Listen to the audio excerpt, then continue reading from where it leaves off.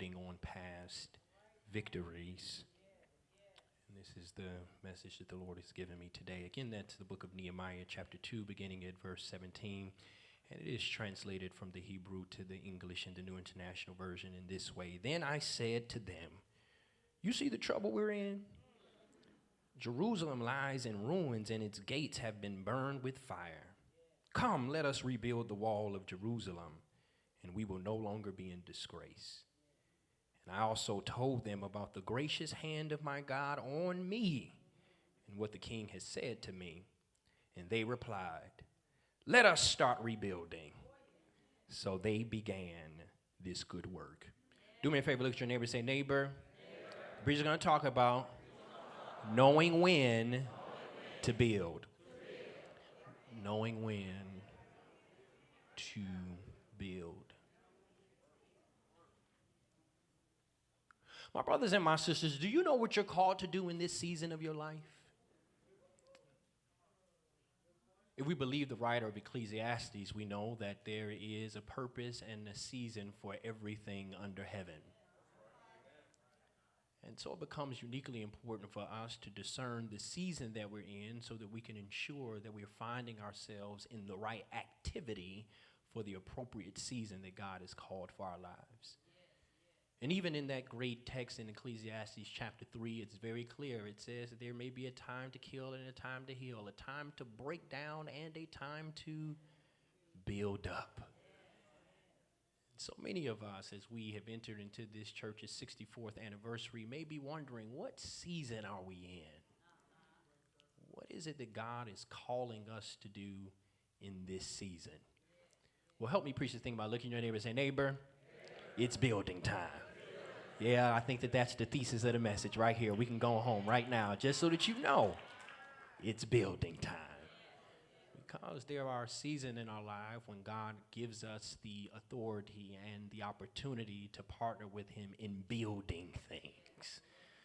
And this becomes a question that we have to ponder for ourselves to whether or not we have appropriately prepared ourselves to know when it's the right time to build. And so I thought that if we were to be able to glean from our spiritual meteorologist what season that we're in, we will determine that it's building time. Building time. It's building time. And so this is why the Lord led me to the book of Nehemiah, for Nehemiah is this great builder who himself was able to discern the season that he was in. I mean, in his own personal individual life, Nehemiah had experienced a great deal of success and prosperity. He had risen so far up the chain that he now is the king's cupbearer. And this status is an important position. It means that there's a great level of trust that the king has in Nehemiah because the cupbearer is supposed to taste the king's food and drink before it reaches him, to ensure that there is nothing poisonous or harmful in the substance that he's giving. And so for Nehemiah to have this role suggests that the king had great trust and faith in Nehemiah. So Nehemiah could have gotten very comfortable in his seat of status and his opportunity, but he messed around and he opened his eyes. And when he opened his eyes, he saw the place from which he had come. He saw the place that which his ancestors lived and are now buried. He saw it in a disgraceful position. For the walls of the city had been burned down. The temple had been destroyed. The people were scattered and trying to pull their lives together after experiencing captivity under the Babylonians and now the Persian Empire. These people were wandering seamlessly. Well, let me say this. They were wandering without direction, rather, trying to figure out how to make something out of what was left. They were survivors of captivity, but yet didn't build anything that will create any stability for them at this point in their lives. And how many of us find ourselves in this position that we have exerted so much energy just surviving, but then we look around and recognize that we haven't built anything that's worth lasting. And so Nehemiah, his heart was heavy because he says, what did it mean for us to survive this captivity, to survive this passing season of our lives, only to find ourselves lost, wandering without any structure that could provide us safety and security? And as a result of taking this assessment in, Nehemiah's heart became heavy. Sadness rested on Nehemiah, so much so that he had to enter into a season of fasting and praying. And so I thought that this was an appropriate text because many of us might consider ourselves to be survivors. Any survivors in here? Anybody survive some things in life, some things that you thought was going to take you out, some things that you thought was going to derail your destiny, some things that you thought was going to rob the promise that God has for you? But look at you, you're a survivor. Yeah, you survived. But now, after moving beyond the survival, now it becomes your question of, now what do I do? Now that I've made it past this season of trial, now that I've moved beyond this moment of challenge, what do I do now? And so we find ourselves appropriately situated in the season of fasting and praying, much like Nehemiah. And Nehemiah began to pray and ask the Lord to provide him with favor, to provide him with the resources and the energy in order for him to rally the people in an effort to rebuilding the walls of the city. And I think that that's poignant for us today. And as we begin to reflect on what God is calling us to do in this 64th year of our church's anniversary, I think God is clearly saying it's time to build. It's time to build. It's time to allow ourselves to create something out of what we have, to use the raw materials that God has supplied us with in order to develop structures and systems and places of refuge that will be of assistance not only to us internally, but also can be a blessing to those externally. We got to build. Because much like Nehemiah, when we take inventory and assessment on today's society, there's some stuff that is just so disgraceful that we are experiencing merely because we have failed to build appropriate places to have people to grow and to develop into the strong children of God that God is calling us to be. When we take into account the disgraceful status of our education system, and how we have these expectations that our children can learn in these environments that are really designed to prepare them for prison.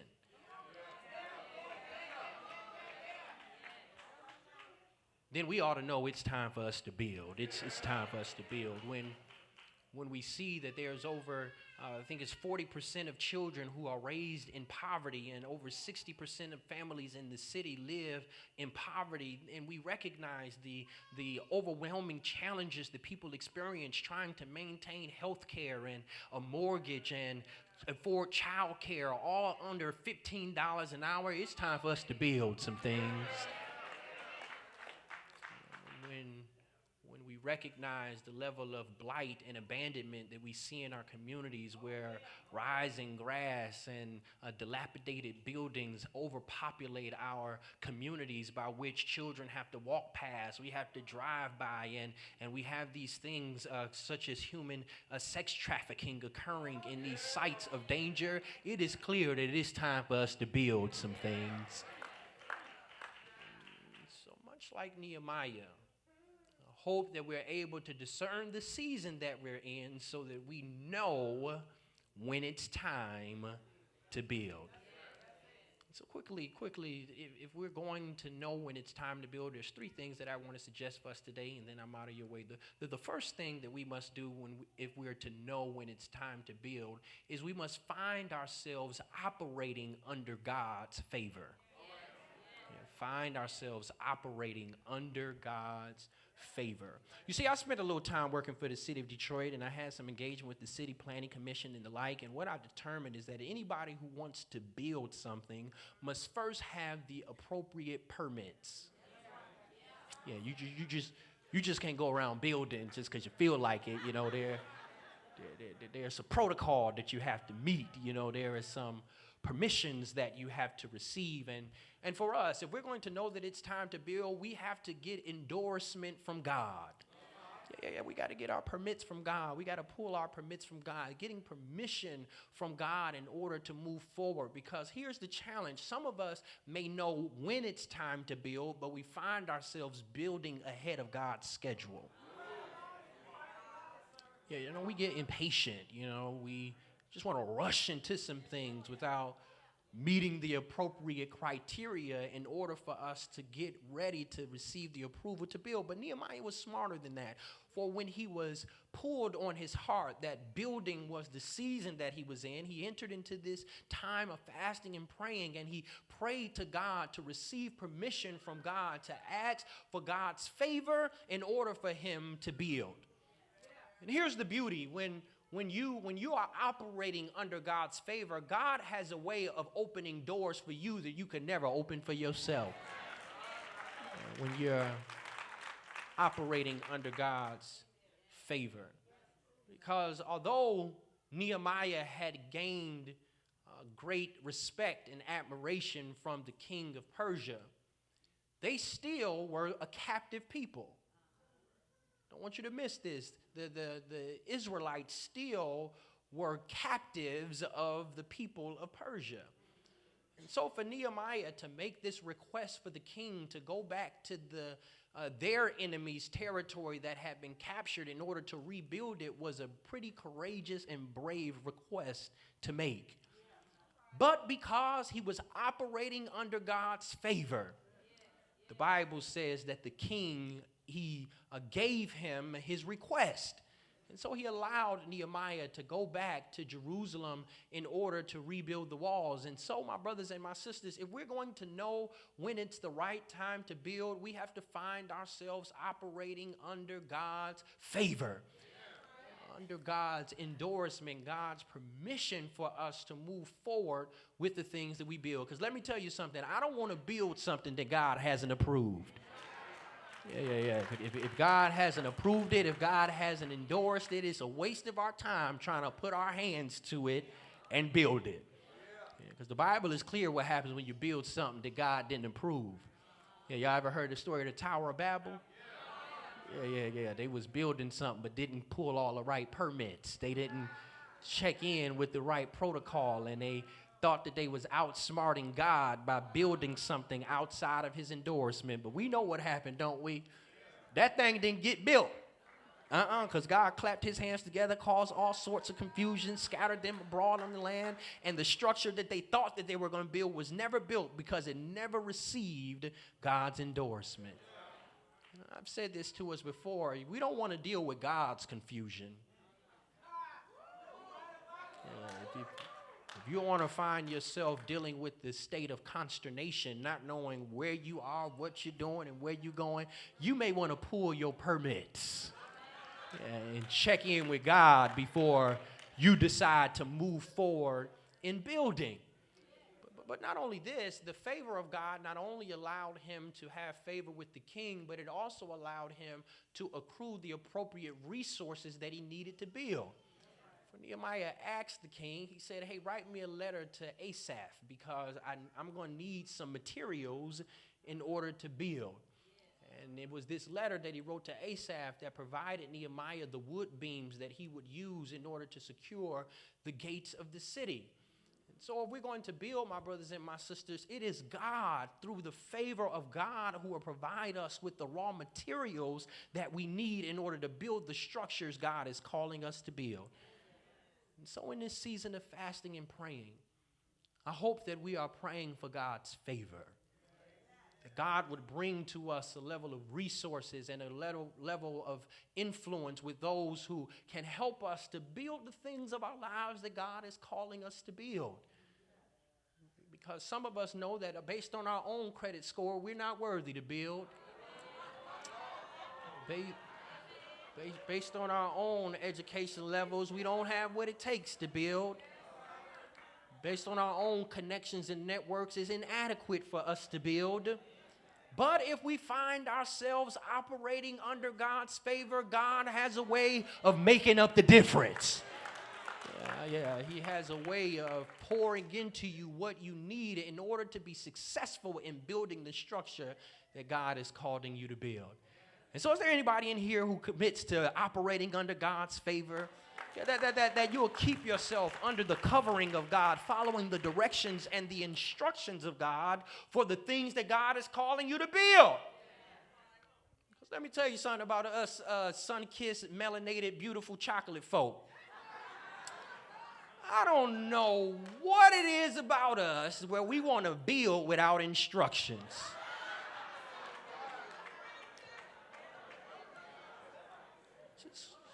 Just go ahead. When we see that piece of paper come out of that box with the instruction thing, we just going to toss that to the side. I know what I'm doing.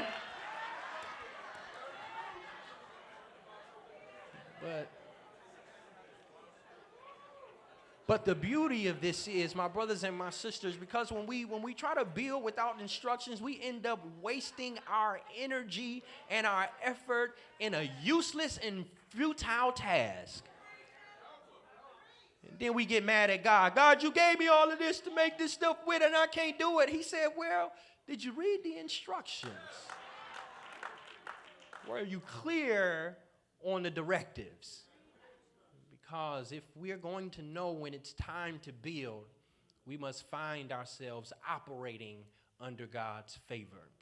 The second thing that I think Nehemiah teaches us, if we're going to know when it's time to build, is that just because we're operating under God's favor does not eliminate the necessity for us to do our work. Okay. Just because we are operating under God's favor does not eliminate our necessity to do our work. You see, just because God can do all things doesn't mean that he should. I'm going to let that marinate in your spirit there.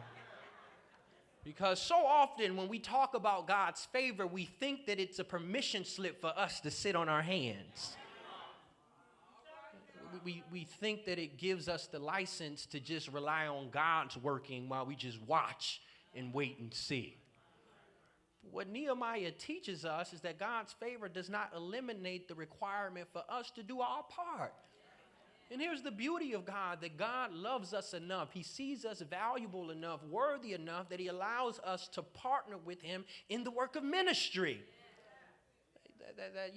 God is faithful and gracious enough to do all the work if that indeed is the case. But what we must understand, my brothers and my sisters, is that God has allowed us the great privilege to partner with him in the work of ministry.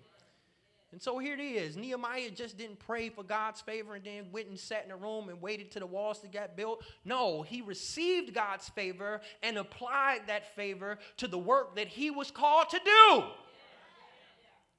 So that meant that he had to do his work.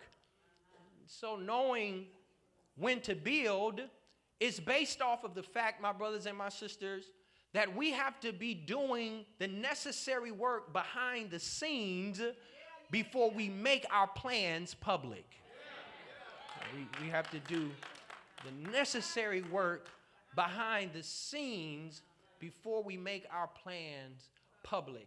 Because we see here in the text, Nehemiah, when he returns back to Jerusalem, he goes into Jerusalem by himself. Because he goes and he begins to take a assessment and evaluation of the land to really know what was necessary in order for him to be successful in building the walls. He spent some time studying what was necessary. He spent some time observing the materials that he would need. He spent some time surveying the land so that he would be clear about the level of effort that will be necessary in order to complete the task successfully. But so many of us, we're really to do the work and we ain't did nothing behind the scenes. No background work, no research, no looking into what materials that you need. You just get an unction and you move. But my brothers and my sisters, if we're going to know when it's time to build, it means that we would have spent some time privately reviewing the land before we publicly declare our plans. Because here it is. I mean, it was very clear. He says that he didn't tell none of the priests, none of the officials, none of the workers. He didn't tell them anything, because sometimes if you tell people stuff before you figured it out, yeah, you might as well give up before you start, because the questions you're going to get, and that don't make no sense, and did you think about that, and what about this part? No, you got to spend some time in private being clear about your plan of direction before you publicly declare what it is that you plan to do. And I hope I just liberated somebody today just to keep your mouth shut for a couple of months. You know, just stop telling everybody what you're planning on doing, and spend some time thinking out your strategy before you go blasting out what your plans are. Spend some private time ensuring you've surveyed the land, so that you can be clear about what it is that God is calling you to do. And so we got to do the work behind the scenes. And some of us, we become so spotlight Christians that we can't do anything unless the light is on us. Can't do nothing unless we center stage. But let me tell you something. It is those who are faithful in the work behind the scenes that are those who are worthy to take center stage. That if you're not doing the work behind the scenes, you aren't equipped to take center stage. Yep. And so what does that mean? What does that mean? You see, so often we think that our Christian life is best demonstrated in the Sunday morning hour. But what work are you doing in your private time? No, without the band, without the lights, without the congregation. How often are you praying and reading God's word? How often are you trying to be clear about the blueprint that God has given you for your life? Because you just can't, as lovely as Sunday is, and we try to feed you the best food that we can on Sundays. Let me tell you something. If you tried to eat one day a week, you would be a mess. Yeah, you wouldn't have no energy. You would have skin just falling off your bones. I mean, it just wouldn't be good for you. But yet we believe that we can sustain spiritual lives by eating one time a week.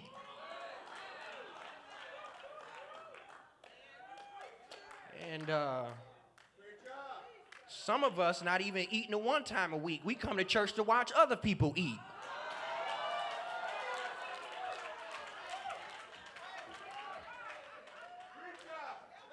But if you're going to know when it's time to build, you have got to be working behind the scenes. Because God's favor does not eradicate your necessity to do your part. And so somebody in here ought to declare in your mind that I'm going to do my part. Yeah. I mean, because God has done so much for us. He's already supplied us with the gifts and the skills that we need. He constantly encourages us each and every day. He provides us with strength and mercy to see the challenges of the day. God has already done so much. The least we can do is our part, which is to be in regular communication with Him, to be reading His Word, to be living our lives in such a way that gives God glory. Because when we do our part, then we know that we have prepared ourselves to know when it's time to build. Pastor Emeritus tells us that God is up to something. And what's ours to do is to find our something within the something that God is up to, and to partner with God to make great things happen in our world. So that requires for us to do our part, to do our work so that we are ready when it's time to build. The last thing that Nehemiah teaches us, if we're going to know when it's time to build, not only must we be operating under God's favor, not only must we not allow God's favor to eliminate our necessity to do our work, but the last thing that we must do if we're going to be ready, knowing when it's ready to build, is that we must excite the laborers. We must excite the laborers in the work. Because let me tell you something, you can have a wonderful plan to build. You can have done the work behind the scenes to build. But if there's no laborers to help you build, there ain't no building going to be going on. because this is just the acknowledgement of the fact that when you set out in your mind to build something that is bigger than yourself, when you set out in your mind to build something that will last beyond you, when you set out in your mind to build something that will be a blessing for multiple generations, it's going to require more than you. Yeah, it's just some things you can't build by yourself. Yeah, I know. We puffed ourselves up, told ourselves how capable and wonderful we are, how powerful and equipped we are, and we done messed up in believing that we can do some of this stuff on our own. Well, let me just go ahead and correct the record. You can't build what God is calling you to build by yourself. No. It requires for you to activate and to excite the laborers for the work. Because after Nehemiah spent some time in doing the work behind the scenes, after he was clear on what would be necessary in order to complete the task successfully, then and only then does he declare to the people what his plans are. And he tells them that here we are, the walls lie in ruin, our city is in disgrace. Let us rebuild the walls. And that message to them was enough to excite them into the work. Now here's the thing about this, and this is the shouting part of it to me, because these workers, right? These workers were the survivors. Yeah, they were. These workers were the survivors, and what it means to suggest is never underestimate the power of the laborer. Yeah, because it would have been easy for one to take an assessment of the laborers and feel like they were too wounded to do the work.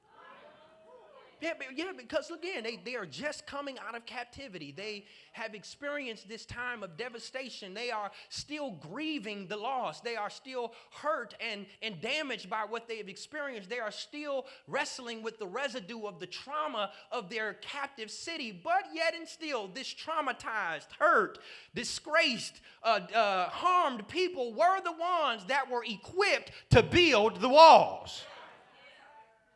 Yeah, I thought y'all was going to shout on that, because what that is to suggest is that you, in this condition, in this state you're in, yeah, I know you've been hurt. Yeah, I know you're wounded. Yeah, I know you're grieving. Yeah, I know you've had some things that have harmed you in your life. But just as you are, you still are capable of building something that will bring glory to God. And so here was the beauty of Nehemiah's strategy. Because sometimes we catch ourselves waddling in our grief and in our hurt and in our trauma. And what we really need is to get busy doing something that will take our minds off of what was and to activate our working in what can be. I just said something in here today. I just said something in here. What we need more than anything is to distract our minds on what was and activate ourselves in the work of what can be.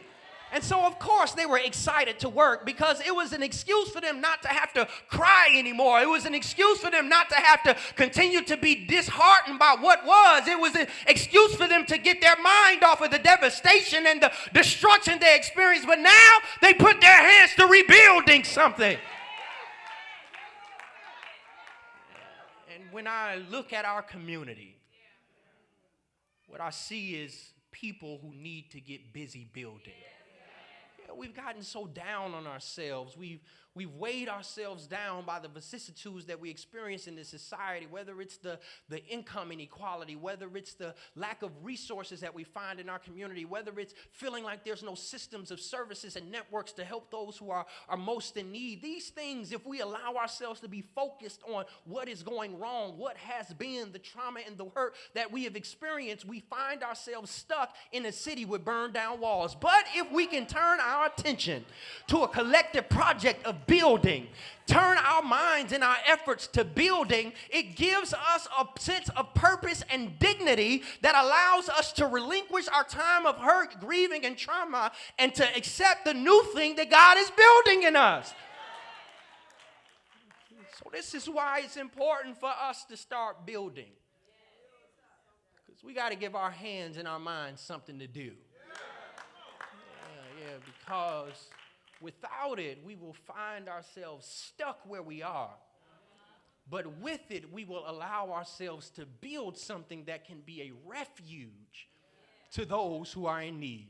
Yeah, that's what the walls were about. The walls were about providing a sense of safety and security for those, that they would be protected from outside forces that attempted to rob them and to do harm to them. And my brothers and my sisters, when we see, particularly in our community, the level of vitriol and racism that's beginning to bubble back up in society, I'm going to tell you, it's time for us to build some walls. Yeah, people need a sense of security. People need a sense of safety. People need a sense of belonging that the walls allows us to build. And so, my brothers and my sisters, it's time for us to build.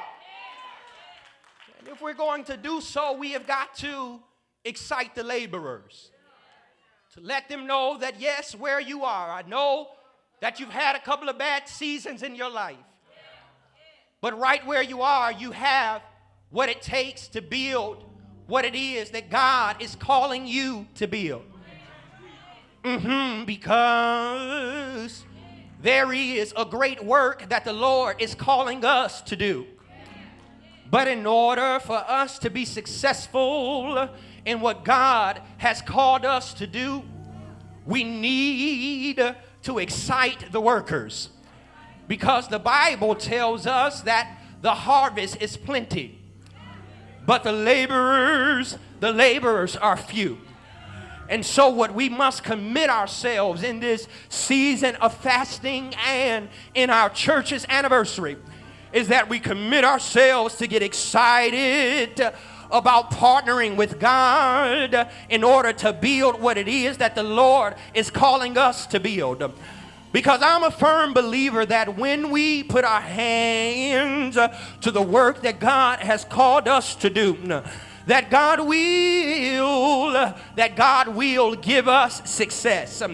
You see, that was the declaration of Nehemiah, because as soon as the workers began to get excited about building the walls, it was the three stooges that decided to come and try to disrupt them from the plan that they had agreed to. And I come to warn somebody in here today that as soon as you declare in your mind that you are ready to build something out of your life, as soon as you make the commitment that you are going to build something out of the materials that the Lord has blessed you with, you can rest assured that there will be some haters who will tell you that you don't have what it takes to build. There will be some deniers who try to convince you that you are inadequate for the work of rebuilding. But I got something that you can let them know. You can let them know that yes, they are right. Because on my own, we are inadequate to build anything. Yes, by myself, I don't have what it takes to build a structure that will last for God. But the good news is that I'm not building by myself, but there is the ultimate builder, the ultimate creator who will allow us to have success in building the walls. Because the one who is helping us build the walls is the same one who out of nothing created everything. The one who has called us to build the wall is the same one who lifted the mountains out of the depths of the sea and parted the waters from the earth. The one who has called us to build, he is the same one who took some dust and formed and shaped male and female, and into their nostrils he breathed life. This is the same one who with his hands scooped out the valleys and created the seas. And so I'm glad today that though I may be inadequate, though I may be unequipped, I have the one who has all power backing me up. And so is there anybody in here who is ready to build? Is there anybody in here who's ready to work for God? Is there anybody in here who's ready to build for the Lord? And so I don't know who I'm talking to in here, but I come to conclude to you that it's time for you to operate under God's favor. I know you've been trying to do it by yourself, but now is the time to do it under God's favor. I know you've been relying on those fickle and phony friends, but now is the time to do it under God's favor, because God is faithful to complete every project that the Lord has started. God is faithful to complete every building that God has erected. And so is there anybody who can testify that everything you have is because God built it? Everything that you enjoy is because God built it. And because the Lord built it, you ought to give him praise, because you know that it was only the Lord who did it. And so I'm glad today that we have a blueprint on how to build things that can last. And so I remember the song of the old songwriter who tells us that my hope is built on nothing less than Jesus' blood and righteousness. I dare not trust the sweetest refrain, but wholly lean on Jesus' name. On Christ, the solid rock I stand. All of the ground is sinking sand. Is there anybody in here who's standing on the rock of Christ? Is there anybody in here who's leaning on the arm of Christ? Is there anybody in here who is following the example of Christ? Well, if you're following Christ, well, come on with me to a hill called Calvary, because it is here that the Lord built a wall around sin. The Lord built a wall to keep our enemies at bay. The Lord built a wall to keep his children safe. Because on one Friday, they nailed his hands, they nailed his feet, they put a crown of thorns on his head, and he died. Yes, he died. He died. Do you know he died? Do you know he died? But let me tell you, that's not how the story ends. For they took him down, put him in a borrowed man's tomb. He stayed there all day Friday. He stayed there all day Saturday. He stayed there all night Saturday night. But early,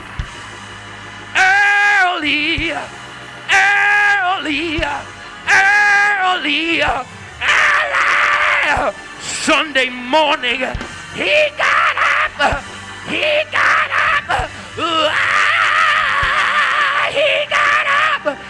up in power.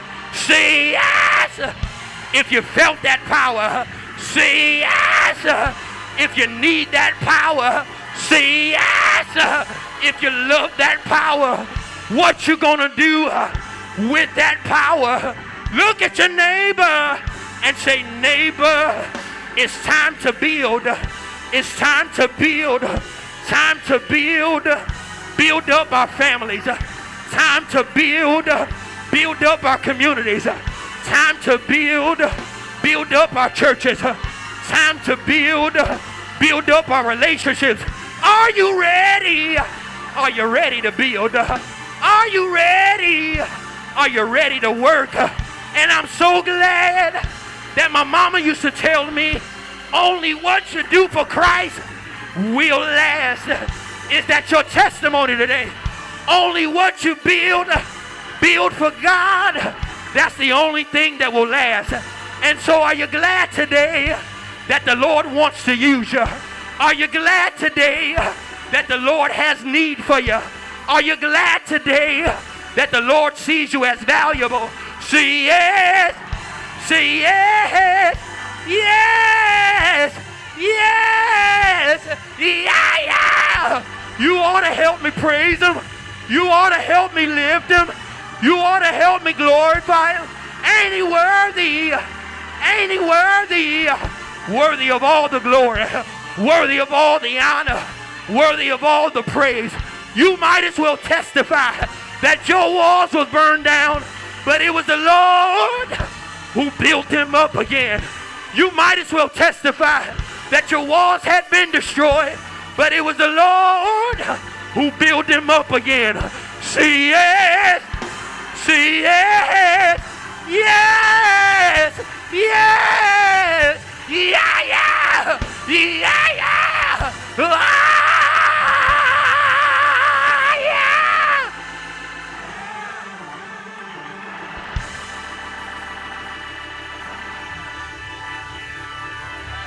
Won't you work for God? Won't you work for God? Let's get ready to build. Let's get ready to build for God. Are you ready? Are you ready? Are you ready? See, yeah. See, yeah.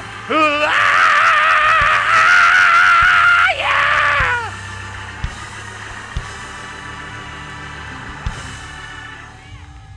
Everybody standing. Everybody standing.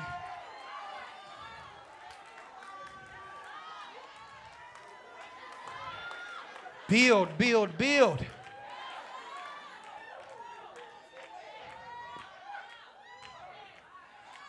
We thank God for what the Lord is doing.